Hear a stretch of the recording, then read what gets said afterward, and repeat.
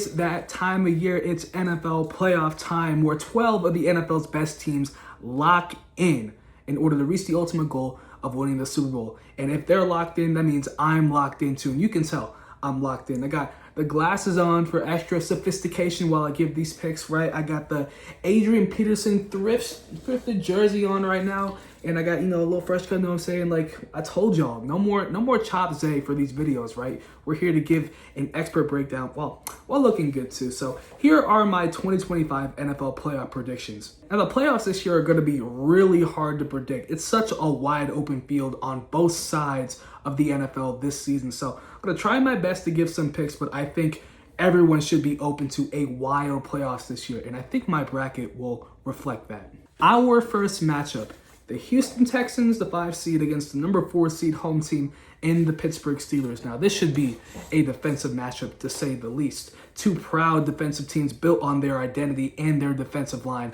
But I'm choosing Houston to win this game. And it's mostly because I think C.J. Stroud is going to be a big difference maker. Now, of course, C.J. Stroud came onto the scene and he was hot early on, right? The Texans were a surprise playoff team a couple years ago. But, of course, last year with Bobby Slowick in year 2, things did not work out. A lot of injuries with their wide receiver core as well played a factor into C.J. Stroud having a down year and why the Houston Texans couldn't make a run last year and losing to Kansas City yet again in the divisional round. But this year, I think Jaden Higgins, Jalen Noel, Christian Kirk, and a healthy Dalton Schultz are going to make a huge difference for C.J. Stroud this year. The offense quietly has really come along for the Texans in the last part of the season. We know they're built on their defense with the best pass rushing duo in the league with Will Anderson and Danielle Hunter. And of course, the two very good corners, one who gets all pro recognition in Derek Stingley and the other one who I think should in Kamari Lassiter.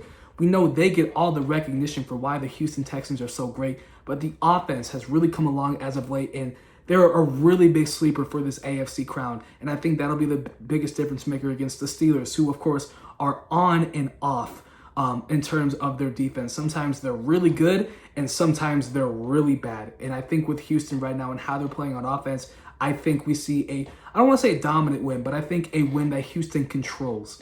And it's not that I don't believe in Pittsburgh, because they have the formula to be a pretty good team. They have two good running backs, Jalen Warren, Kenneth Gainwell, who can get it done. They're both not superstars by any stretch, but they both move the ball effectively down the field. They're going to get DK Metcalf back for that game, but of course, inconsistencies just all year long, I don't think they just immediately get fixed, even with the big momentum shifting type of win they just had against Baltimore. Aaron Rodgers does bring a lot of experience, yes, but the offensive line is not experienced. I don't think they're built to handle that Texans front seven.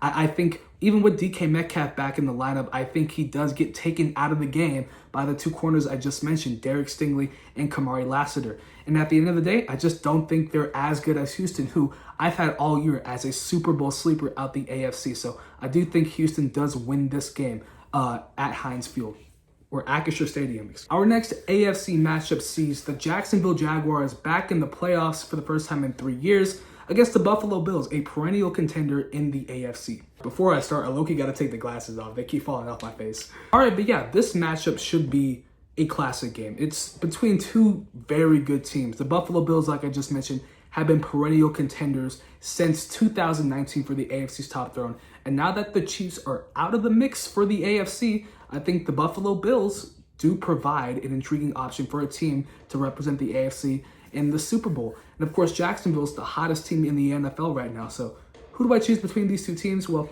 I'm going with the Jaguars to win this game. Like I just mentioned, they are the NFL's hottest team right now. And I think the biggest catalyst has been Trevor Lawrence and the offense finally clicking. To start the year, it was a very bumpy ride, right? We remember all the instances where Liam Cohen was yelling at Trevor Lawrence to make the throws. Brian Thomas Jr. was supposed to be the guy for Jacksonville, but he got out to a very slow start. Of course, Travis Hunter, right, they still were figuring out what to do with him, and it was very clunky for Jacksonville. They were able to survive, which includes a very, very classic win against the Chiefs early in the year, but people weren't moved.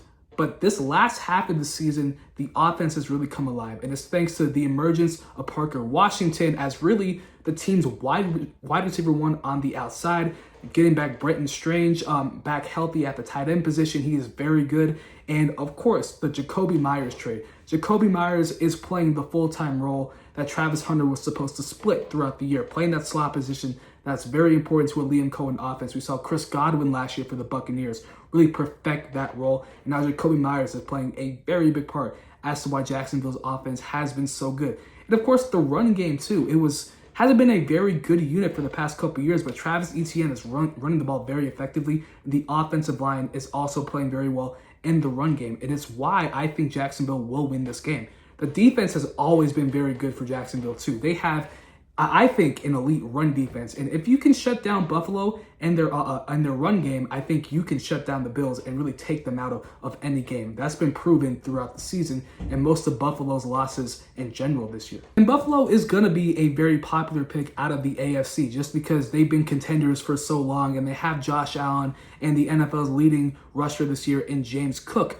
But to me, their passing game is still not there. It's missing something, right? And that something is a wide receiver one. They haven't really been able to adequately replace Stephon Diggs in 2 seasons now, and I think that's going to be a really big issue. Like I just mentioned, Jacksonville has a very good run defense, and Buffalo's offense it's been run by James Cook, and it's led to Josh Allen having these big games as well. It's led to a Twitter narrative too that Josh Allen needs James Cook, and I don't believe in that narrative whatsoever. I just think that's an indictment as to what the Buffalo Bills have become. It's not a balanced offense whatsoever. But if you can take James Cook out of this game, which I think the Jaguars are very capable of doing, you can beat the Buffalo Bills, and I think that's what Jacksonville will do. Getting their first playoff win since 2022 when they beat the Chargers in that epic comeback win. Last AFC wildcard matchup between the Patriots and the Chargers. Now, of course, this isn't like the normal classic 2000s matchup of Tom Brady and Phillip Rivers with LaDainian Tomlinson and other guys in the mix that have been really essential to this rivalry for years. It's now Justin Herbert and Drake May. It's Jim Harbaugh and Mike Vrabel who used to play in this type of game. But this should be a very good game, and I think it will be a close, I don't want to say defensive matchup, but I think it will be some sort of back and forth game, right? I think people have counted out the Chargers a little too much in this game. I think their defense is built for games like these, grinded out games, which I think this will turn into. But I just think they are also missing so many pieces that I believe the Patriots will win. The Patriots' run game has also come alive late in the year. TreVeyon Henderson and Ramondre Stevenson has turned into really I don't want to say elite duo, but a very formidable duo, especially the last 2 games where Ramondre Stevenson has, 5 touchdowns in the past 2 games. Very, very good stuff from him. And they're also getting back Will Campbell and Milton Williams. Of course, Will Campbell being their first-round draft pick at left tackle. He is the anchor of that offensive line. And if their run game has been this good in the past 2 weeks without him, just imagine what they can be in the playoffs. And of course, Milton Williams. Now, speaking of the run game, the run defense was the best in the NFL until Milton Williams went down in, I believe, week 12 of the season. And he was their big free agency signing. He is the anchor of that defensive line and what made them an elite run defense all year long. But of course, he goes down on IR, and it kind of falls off a cliff, specifically in that game they lost to Buffalo, where they could have clinched the AFC East a lot earlier in the season. But now he's back. He came back for Week 18 against Miami, Now in this game, he faces Amarian Hampton and Kamani Vidal in what really is I don't want to say run heavy, but they do rely on the run quite a bit in LA. And I think his presence is going to make a big difference as to why the Patriots win this game. I don't have a lot to say about the Chargers. I think they're a good team. It's just, of course, the injuries, just the offensive inconsistencies, and, of course, Justin Herbert's hand surgery in the last half of the year. I just don't think I see them as true contenders, but would not be surprised if they pull off the upset here because, again, they have all the pieces, just don't know if they'll all come together just because it's been inconsistent all year long. Off to the NFC, where we have an interesting matchup, to say the least, the Rams and the Panthers. Now, of course, the Panthers a couple weeks ago upset the Rams in what was Matthew Stafford's worst game of the year, where he did throw 3 interceptions in a loss. Now, Carolina, of course, barely got into the playoffs. They gave away that game against Tampa Bay. Of course, they were on the road in the rain for half of it, right? The run game has really fallen off for Carolina. And what seemed like at least a dangerous wild card team at the time, right? Of course, a young up-and-coming team that can be scary for a lot of contenders. I don't see it anymore because, like I just mentioned, the run game has fallen off. Rico Dowdle was a engine. Of course, when Chuba Hubbard was down with injury and when he came back, he took over that backfield. He was so good, but that duo just has not clicked since about week 11, week 12 of the season. The run game is not there. It's really led Bryce Young to be in some interesting situations because the offense is just so conservative. And it's, do we trust Bryce Young? No, we're going to run, and then maybe Bryce Young can get it done on a drop back pass.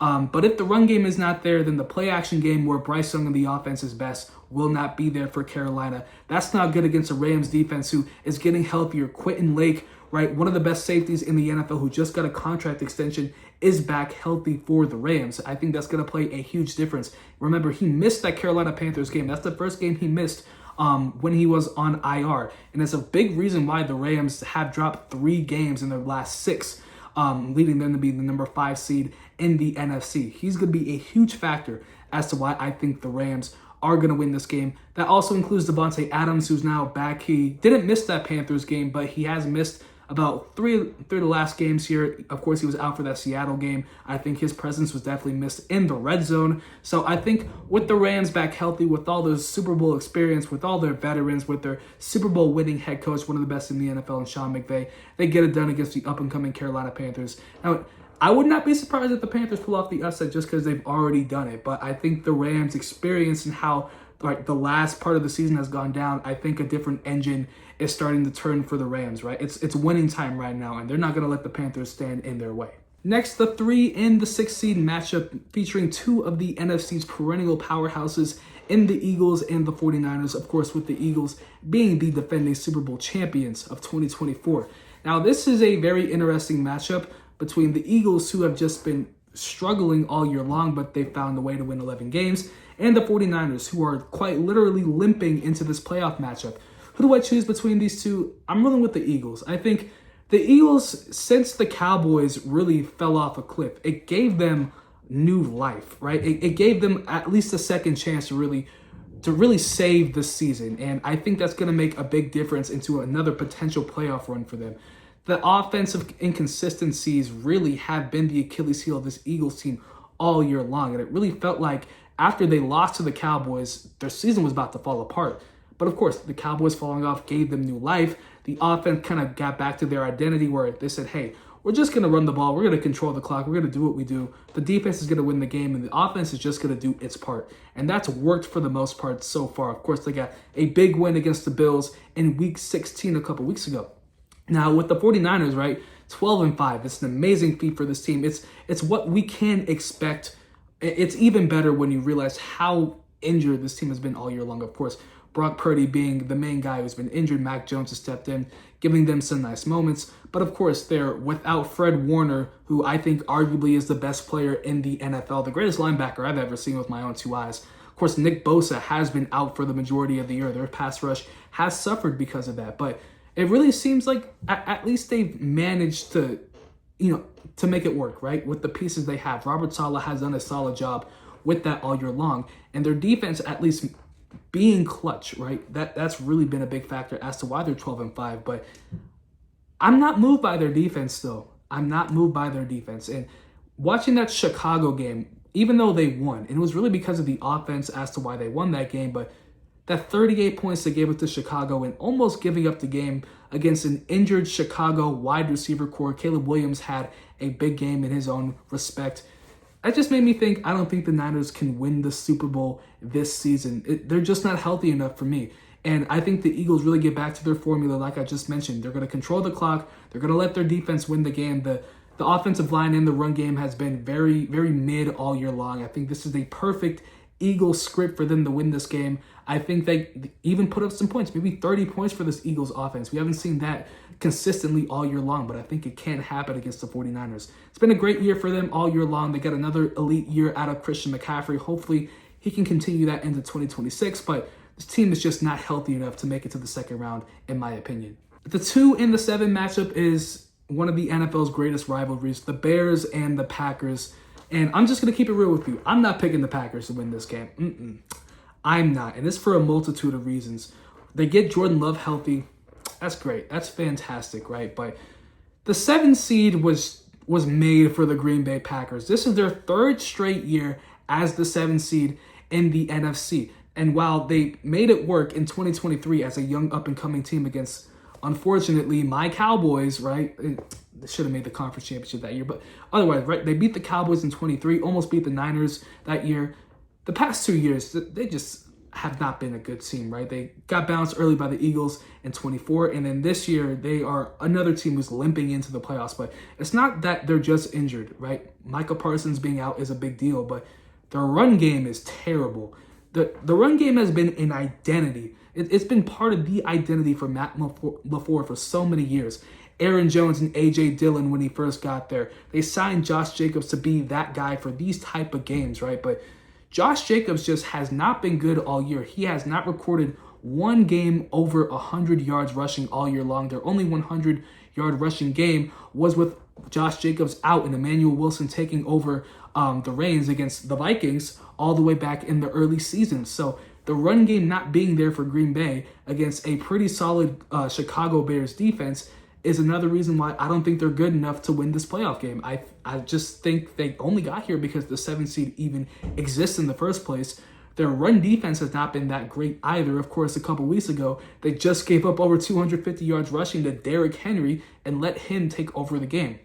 Now, I think this game could also spell the end of Matt LaFleur's tenure in Green Bay. He's had a lot of chances to win a Super Bowl, right? He got 3 straight elite seasons out of Aaron Rodgers, and 2 out of the 3 seasons they were number 1 seed in the NFC, right? 2 out of the 3 seasons they were in the conference championship, just couldn't get it done. And of course, the transition was solid, but it just has not been good enough.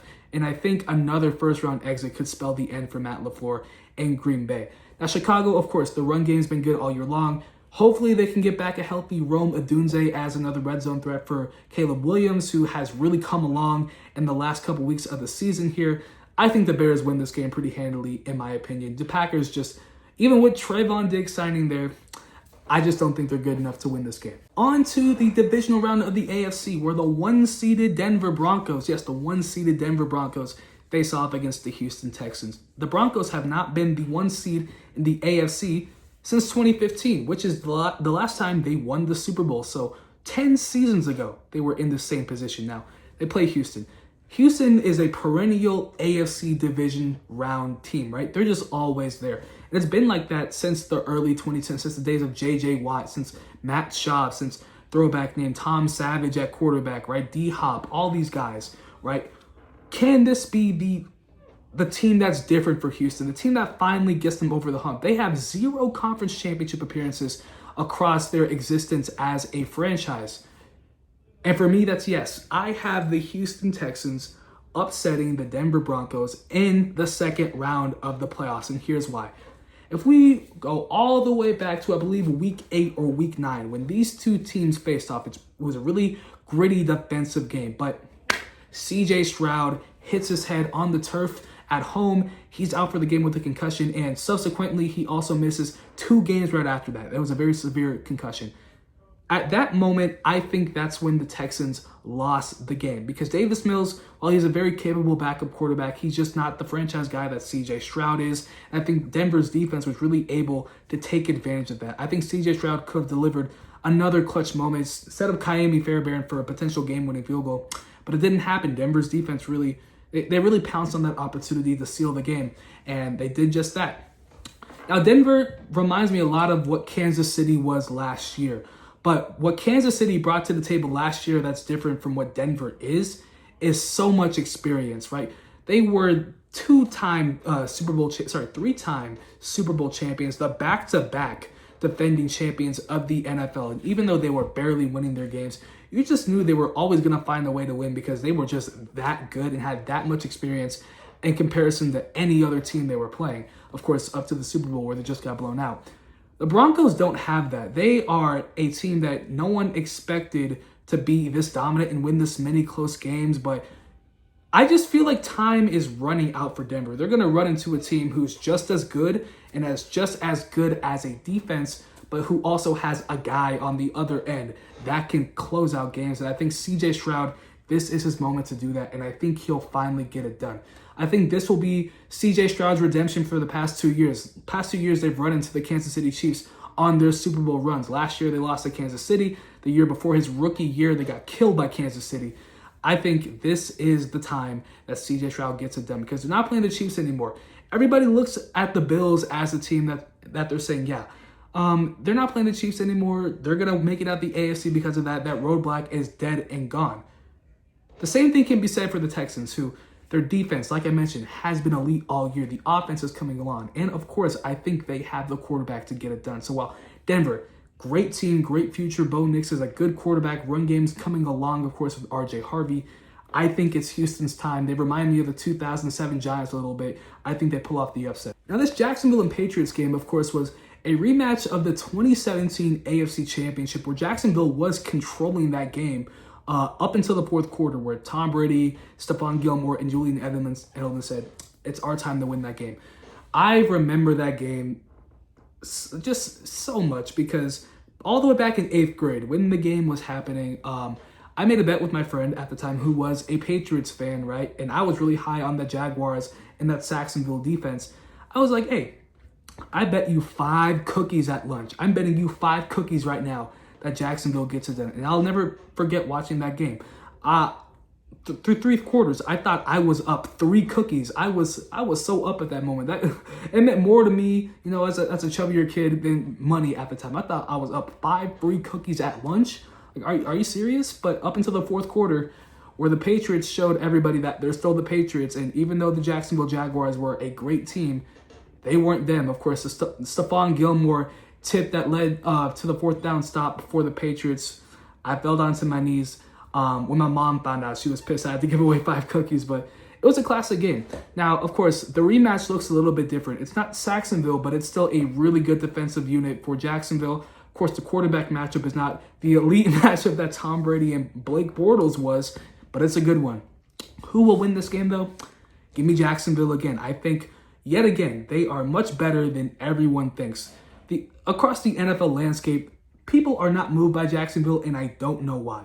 Because they are a really good team. And while, the Patriots are a great young team who, even though their schedule was light, they win games regardless. But I think they can shut down this Patriots offense. They can take away the Drake May deep ball. They can shut down the run game of Ramondre Stevenson and TreVeyon Henderson. And most importantly, they can drive the ball down the field against the Patriots defense. The Patriots defense are a good unit, but they do have their flaws. And I think the flaws lie against giving up big plays. And one thing that Jacksonville has done throughout the latter half of the year is make big plays on offense. Trevor Lawrence has become an elite quarterback the last couple weeks of 2025. Parker Washington has come on as a big play guy. Even Brian Thomas Jr. has really had his moments this year again. So I think the Jaguars do get it done on the road. They get their get back from 2017 and go back to the AFC Championship game. Back to the NFC sides of things, where we see the Rams travel to Seattle in another classic NFC West matchup. Of course, these two teams have given us some really good games so far this year. Last time we saw these two teams was on Thursday Night Football, where they gave us one of the best Thursday Night Football games of all time, a miraculous comeback from the Seahawks. Who will win this game, though? Well, let's see. First of all, the Seahawks are coming in 14-3, a lot of momentum on their side. They played really good, including a really dominant win against San Francisco in Week 18 to clinch the 1 seed and the division. And then, of course, the Rams. They've been a little injured as of late. They're going to get back Quentin Lake and Devontae Adams for their playoff matchup against Carolina. So I'm assuming they'll both be healthy for this game against Seattle, according to my predictions. Give me the Rams, though, to win this game. Last time we saw these two teams, of course, was Thursday Night Football, like I just mentioned, but some big factors in that game. 1, no Devontae Adams. 2, no Quentin Lake, who is a really underrated part of this Rams team. And 3, they gave away the game. The Rams have done that a lot this year, and it's really stopped them from arguably going 16-1, if you ask me. They just have given away a lot of games, whether it's been the Kyren Williams fumble against the practice squad 49ers in, I think, Week 4 on Thursday Night Football, whether it's been the block field goal against the Eagles in Week 2, whether it's been the blown lead against Seattle, right? They've just given away games, including a Carolina game, like I just mentioned. They've given away a lot of games, but it's playoff time. I don't think they do that against Seattle. And speaking of giving the ball away, that's what Sam Darnold has done against the Rams all year. He played very good football for about 1.5 quarters against the Rams a couple weeks ago, but he has thrown a total of 6 interceptions against the Rams this season. And with Quentin Lake coming back in that secondary, I don't think they'll be able to have that same success that they had in the fourth quarter. I think the Rams thoroughly win this game. I don't want to call it a dominating win, but with all their pieces back together and with revenge on their mind, right? I think they win this round against Seattle. They deliver the knockout punch and upset the Seahawks. The biggest factor for me in this game will be Matthew Stafford. Now, he just had a very good game against Arizona, but it's been a little up and down with him as of late, especially with the interceptions. But he's a Super Bowl winning quarterback. Might be the MVP of this year. He's an elite quarterback. And with this full arsenal of weapons back around him, which includes Terrence Ferguson and Tyler Higbee in that tight end room, and hopefully Blake Corum will be healthy for the Rams around this time too, I think he'll get it done, especially against a Seahawks defense that's still as good as it is. I think Matthew Stafford will get it done, and his experience will win the game for the Rams and what will hopefully be another Super Bowl run for the Rams. And then the Bears and the Eagles, of course, this is a rematch of the Black Friday game where the Bears dominated the Eagles on the ground in that game, and just a dominant win for the Bears, probably their statement win of the year. I don't think that will happen again. Give me the Eagles over the Bears in this divisional round rematch. When the Eagles were playing the Bears, they were just not a team, right? The offense was falling apart. A.J. Brown was complaining to the media every single week about the offense isn't this, it isn't that. They had just lost to the Cowboys after blowing a 21-point lead, right? This was just not a very good team that people were moved by. This is a different Eagles team, though, right? They got a big win against Buffalo in Week 17. And I think that's really can contribute into a big turnaround for the Eagles now that it's playoff time. Those big wins can really light a fire under a team and really get them back to their identity. And that's what I think the Eagles have done since, right, the Cowboys gave them life. Ever since the Cowboys fell off, right, it's given them life. They've really gone back to that dominant team on the ground. I think they can take advantage of that against the Bears. Most Bears games have been grinded out type of games where Caleb Williams, right, makes a miraculous, right, fourth quarter comeback at the end. But I think the Eagles defense is up to the task in making clutch stop after clutch stop, like we've seen for over 2 years now, because they've just been that good of a group since Vic Fangio has come in for the Eagles. They got back Jalen Carter. He's been really big as to why the Eagles won that game against the Bills, right? It's just a different Eagles team than it was around Week 13, Week 14. And I think we see them get back to their true, well, I don't want to say true Super Bowl form because I still can't run the ball that effectively, but at least get back to that dominant team that they were last season. So give me the Eagles and their Super Bowl experience over the Chicago Bears, who have had a miraculous year so far, but I think their season comes to an end against a pretty good team. That leads us to the AFC Championship between the Texans and the Jaguars. Now, who would have thought at the beginning of the year we see the Texans and the Jaguars, right? This is what you're really predicting? I say yes. Of course, these two teams are hot as of late. The Jaguars, of course, I mentioned were off to a bumpy start. The Texans started 0-3 and finished the year 12-5. Who will win this game between two of the hottest teams in the NFL?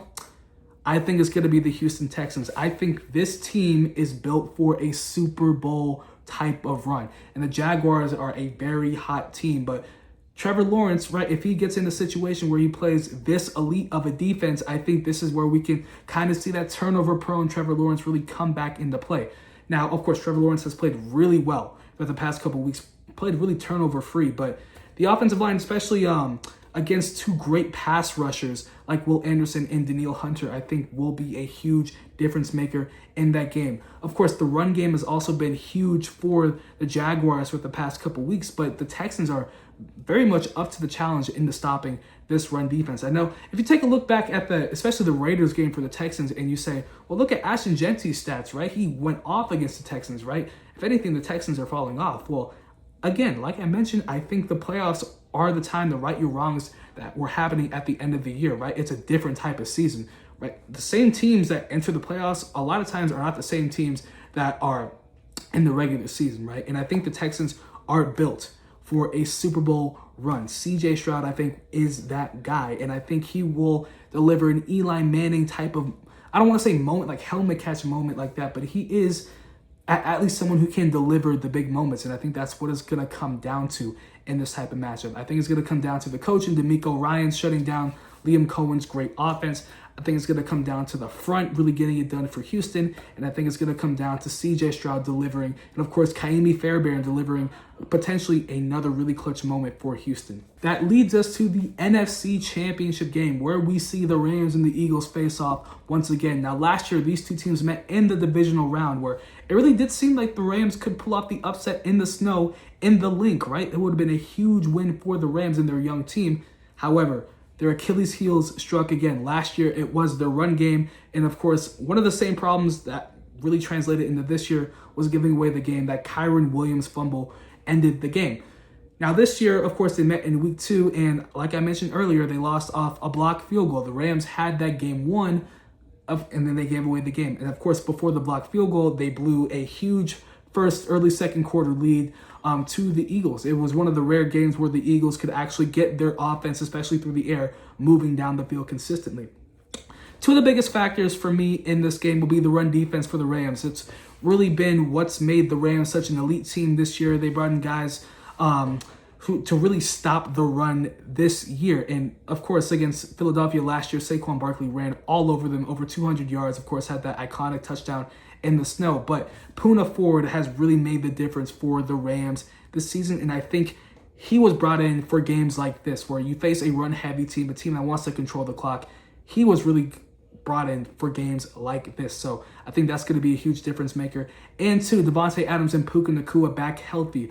I think, of course, when you think about the Eagles this year, yes, Quinyon Mitchell has been elite on the outside for most of the year, but you still have your issues, especially with Adoree Jackson and Keely Ringo really being up and down for the Eagles all season long on the opposite side of Quinyon Mitchell. And I think that will be a huge difference maker, especially in the red zone, where you know where the ball is going. If they get down to the 1 yard line, it's not Kyren Williams, it's not Blake Corum, it's a Davante Adams touchdown. And if they line up in that 2 wide receiver set on the outside, right, and it's just Davante Adams lined up one-on-one, and it's not against Quinyon Mitchell, it's going to be a huge issue for the Eagles. And I think it's going to be a really big difference maker in that championship game. Now, of course, the offense for the Eagles is not as good as it was last year in 2024.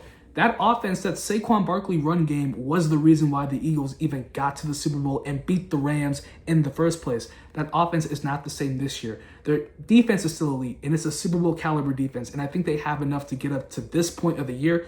But I think the offensive flaws really come back to effect for the Eagles, and they fall against a better offensive team in the Rams who can just put up points on the board more consistently and at a better pace than the Eagles can. So give me the Rams going back to the Super Bowl for the second time in 4 years. And as for my Super Bowl winner, now, of course, before I mention, this has been my Super Bowl since week 10 of the season. It's been the Rams and the Texans for so long now. To me, it didn't matter where these teams match up. I thought these two teams were going to be at the end. And who's going to be my Super Bowl winner? Well, it's going to be the team that I've been picking all year long, despite their flaws, and that's the Los Angeles Rams. I think they're built for it. The run defense is much better than it was last year. Matthew Stafford was much better than he was last year. Davante Adams avenges his Super Bowl loss. Well, not Super Bowl losses, but his opportunities in Green Bay with a Super Bowl win in Los Angeles. Puka Nacua gets one. Sean McVay builds his Hall of Fame coaching resume. Maybe even takes another shot at becoming a broadcaster with Amazon Prime now that he has 2 of them. Hey, you never know. But I think this is the Rams team to get it done because their defense is just so much better, especially the run defense, like I mentioned. It was such a big factor as to why they didn't make a Super Bowl run last year when they were more than capable of doing so. Right? Matthew Stafford has been playing the best football he's ever played. The last time we saw Matthew Stafford this good was the last time the Rams won the Super Bowl with Cooper Kupp having an all-time season. Right? Now you have arguably a better receiving core with Puka Nacua and Davante Adams and their litany of tight ends that they have available to them at all times. You have Kyren Williams and Blake Corum, who's really turned into a very good unit on the rushing end of things for the Rams. And I think this is the team. They're just so balanced. They're such a good group. Top 5 in both offensive and defensive categories. That's usually a good mix as to who you want to predict to win the Super Bowl. And I think the Rams are going to get it done this year, and they will be your 2025 Super Bowl champions. But yeah, let me know what y'all think of my predictions. Of course, a 5 seed against a 5 seed in the Super Bowl would be wild, but I think this NFL season has really proven it has the potential to be that type of playoff atmosphere this season where we see a lot of upsets and two teams that guys counted out would make it all the way there. But let me know what y'all think of my predictions. Who do y'all have making it out of the Super Bowl? Could we see the Broncos make a run with Sean Payton getting his second ring? Could we see Sam Darnold lift the trophy for the Seahawks this season? I think a lot of things were on the table, and I think we're in store for a great playoff run this year. But like and subscribe, of course. Tune in for more videos. More NBA videos are coming soon now that the trade deadline is fastly approaching. And I hope y'all have a great day.